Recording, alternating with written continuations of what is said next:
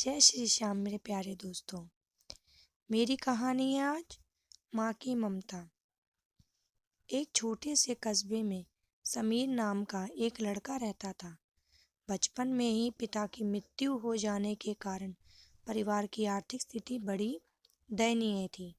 समीर की माँ कुछ पढ़ी लिखी जरूर थी, लेकिन उतनी पढ़ाई से नौकरी कहाँ मिलने वाली थी। सो घर घर बर्तन मांज कर और सिलाई बुनाई का काम करके किसी तरह अपने बच्चों को पढ़ा लिखा रही थी। समीर स्वभाव में थोड़ा शर्मीला था और अक्सर चुपचाप बैठा रहता था। एक दिन जब वो स्कूल से लौटा तो उसके हाथ में एक लिफाफा था। उसने माँ को लिफाफा पकड़ाते हुए कहा, माँ, मास्टर साहब ने तुम्हारे लिए ये चिट्ठी भेजी है, जरा देखो तो इसमें क्या लिखा है।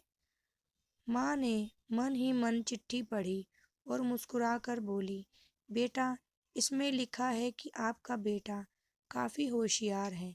स्कूल के बाकी बच्चों की तुलना में इसका दिमाग बहुत तेज है और हमारे पास इसे पढ़ाने लायक शिक्षक नहीं है, इसलिए कल से आप इसे स्कूल में भेजें।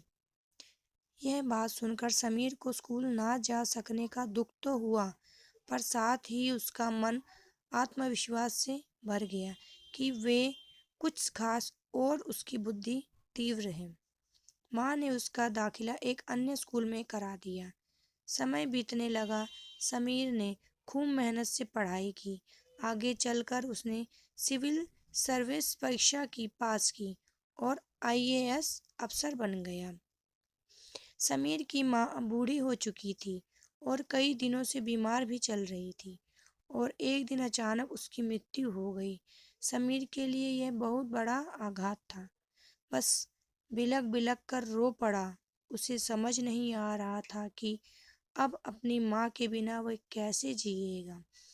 रोते रोते ही उसने माँ की पुरानी अलमारी खोली और हाथ में उनकी माला, चश्मा और अन्य वस्तुएं लेकर चूमने लगा। उस अलमारी में समीर के पुराने खिलौने और बचपन के कपड़े तक संभाल कर रखे हुए थे। समीर एक एक कर सारी चीजें निकालने लगा और तभी उसकी नज़र एक पुरानी चिट्ठी पर पड़ी। दरअसल ये वही चिट्ठी थी जो मास्टर साहब ने उसे 18 साल पहले दी थी। नम आंखों से समीर उसे पढ़ने लगा। आदरणीय अभिभावक, आपको बताते हुए हमें अफसोस हो रहा है कि आपका बेटा समीर पढ़ाई में बेहद कमज़ोर है और खेल कूद में भी भाग नहीं लेता। जान पड़ता है कि उम्र के हिसाब से समीर की बुद्धि विकसित नहीं हो पाई है। अतः हम इसे अपने विद्यालय में पढ़ाने में असमर्थ हैं। आपसे निवेदन है कि समीर का दाखिला किसी मंद बुद्धि विद्यालय में कराएं अथवा खुद घर पर रख कर इसे पढ़ाएं। सादर प्रिंसिपल।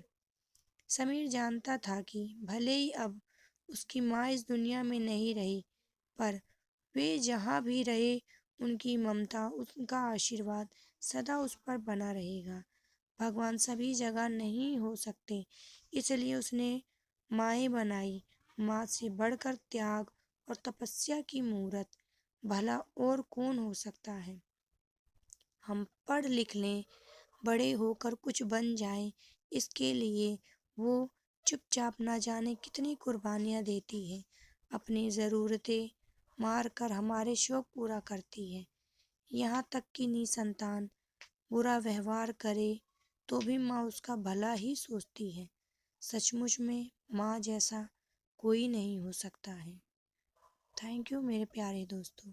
अगर मेरी कहानी आपको अच्छी लगे तो प्लीज़ लाइक करें, शेयर करें, कमेंट करें और सब्सक्राइब करें।